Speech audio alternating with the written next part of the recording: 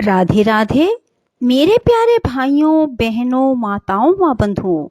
आज पूर्णिमा के दिन मैं आपके लिए लाई हूँ पूर्णिमा की कथा। बंधुओं, पूर्णिमा की कथा सुनने मात्र से भगवान श्री हरि आपको मुंह मांगा वरदान देंगे। बंधुओं, पर कथा को पूर्ण विश्वास और सच्ची निष्ठा से सुने, तभी आप पर श्री हरि की कृपा होगी। बंधुओं, यदि आपने हमारे चैनल को अब तक सब्सक्राइब नहीं किया तो जरूर करें और बेल आइकन दबाना ना भूलें, ताकि आपको हमारी आने वाली सभी वीडियोस की जानकारी सबसे पहले हो सके। बंधुओं, वीडियो को पूरी सुनने के बाद कमेंट बॉक्स में जय विष्णु भगवान, जय शिव शंकर भोलेनाथ जरूर लिखें।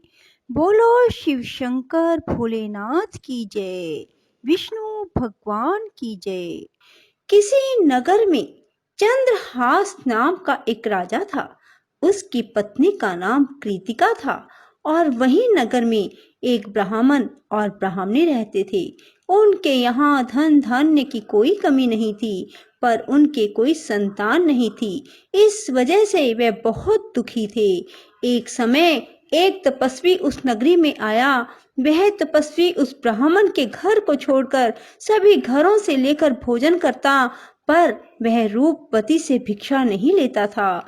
एक दिन जब तपस्वी ने किसी अन्य घर से भिक्षा ली और गंगा के किनारे जाकर प्रेम पूर्वक खाने लगा, तब धनेश्वर ने तपस्वी के सभी कार्यों को करते देखा और अपनी भिक्षा के अनादर को देखकर धनेश्वर तपस्वी से जाकर बोले, आप सभी घरों की भिक्षा लेते हैं, पर मेरे घर से भिक्षा क्यों नहीं लेते?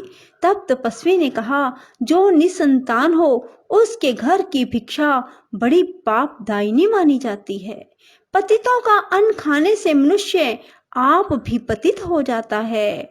क्योंकि तुम निसंतान हो, इसलिए मैं तुम्हारे घर की भिक्षा नहीं ले सकता।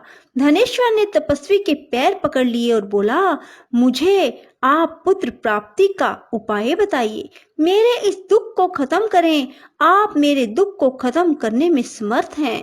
तब उसके द्वारा प्रार्थना करने पर तपस्वी कहने लगा, तुम चंडी की आराधना करो। और आकर उसने ब्राह्मणी को सारी बात बताई और खुद चंडी की तपस्या करने के लिए वन में चला गया। उसने चंडी की उपासना की, उपवास किया और 16वें दिन उसे चंडी ने दर्शन दिया और कहा कि तुम्हारे पुत्र होगा, पर वह 16 वर्ष का हो जाएगा तो मृत्यु को प्राप्त हो जाएगा।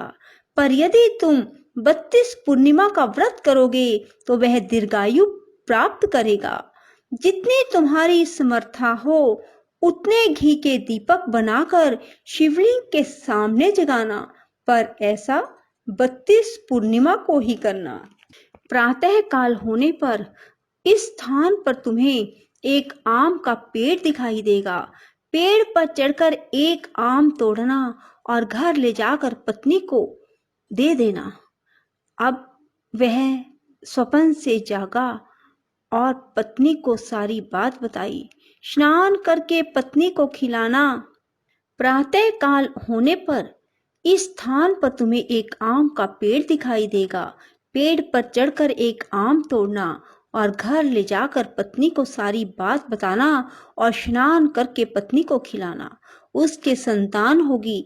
जब वह सवेरे उठा, उसने वहां एक आम के पेड़ को देखा और आम लगा देखा, पर वह आम तोड़ ना पाया क्योंकि आम बहुत ऊंचे लगा था।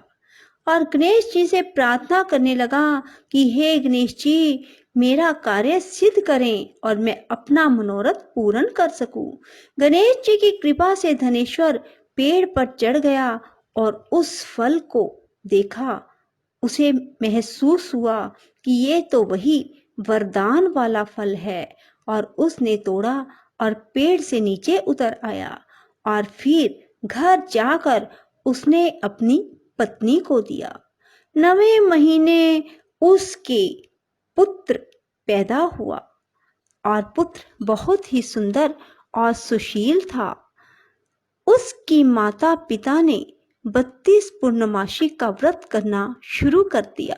16वां वर्ष लगते ही माता पिता को चिंता होने लगी कि कहीं 16 वर्ष होने पर बेटे की मृत्यु तो नहीं हो जाएगी। इसलिए उन्होंने अपने मन में विचार किया कि ये घटना अगर उनके सामने घटित हुई तो क्या होगा। उन्होंने उस बच्चे के मामा को बुलवाया और कहा कि हमारी इच्छा है कि देवी दास को तुम 1 वर्ष के लिए काशी में ले जाकर विद्या ग्रहण करवाओ।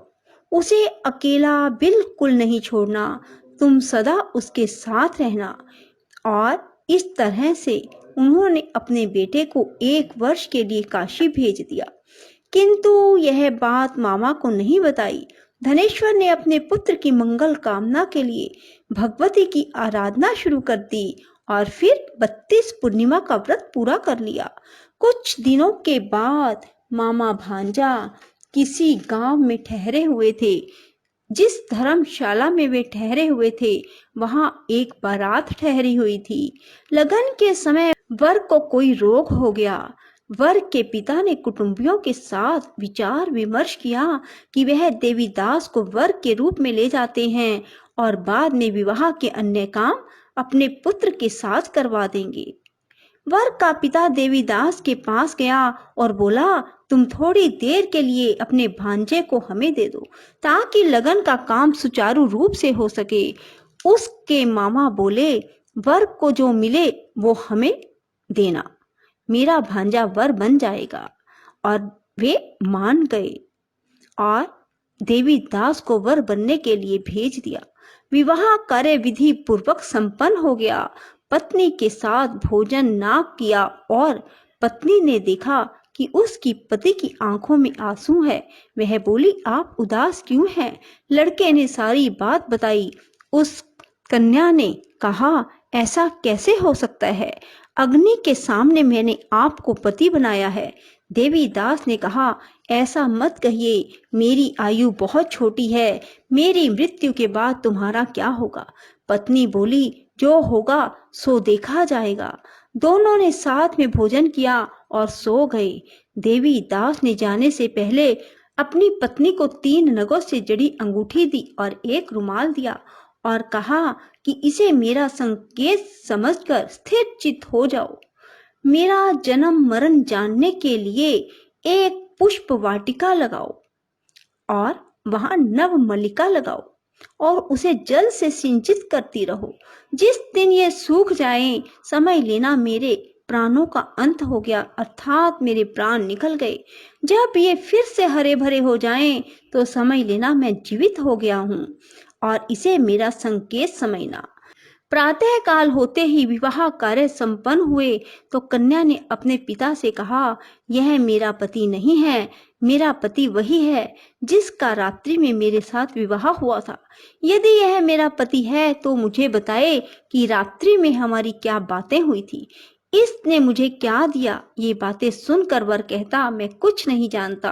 वह लज्जित होकर वहां से चला गया और बारात भी वापस लौट गई।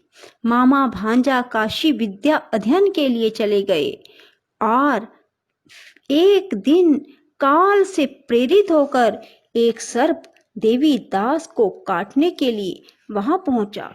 जहर की ज्वाला से सारे स्थान जहरीला हो गया। पूर्णिमा व्रत की कृपा से सांप उसे काट ना पाया। काल वहां आया, उसके शरीर से उसके प्राणों को निकालने की कोशिश करने लगा और वह मूर्छित हो गया। भगवान शिव पार्वती भी वहां आए। उसे मूर्छित दशा में देखकर माता पार्वती ने शिव जी से कहा, इसकी माता ने 32 पूर्णिमा का व्रत किया था, इसे प्राण दें। भक्त वत्सल भगवान ने उसे प्राण दान दिए। व्रत के प्रभाव से काल को भी पीछे हटना पड़ा।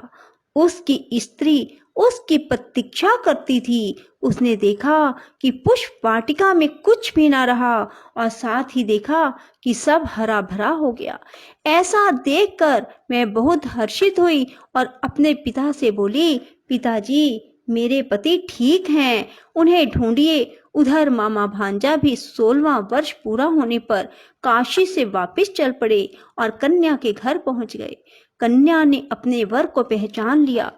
धनेश्वर 32 पूर्णिमाओं के व्रत करने से पुत्रवान हो गया और जो भी स्त्री इस व्रत को करती हैं वह कभी विधवा नहीं होती, सौभाग्यवती रहती है। यह व्रत पुत्र पौत्रों को देने वाला और सभी मनोकामनाओं को पूर्ण करने वाला है। भगवान शिव की कृपा से 32 व्रत करने वालों की हर इच्छा पूरी हो जाती है। बोलो शिव शंकर भोलेनाथ की जय।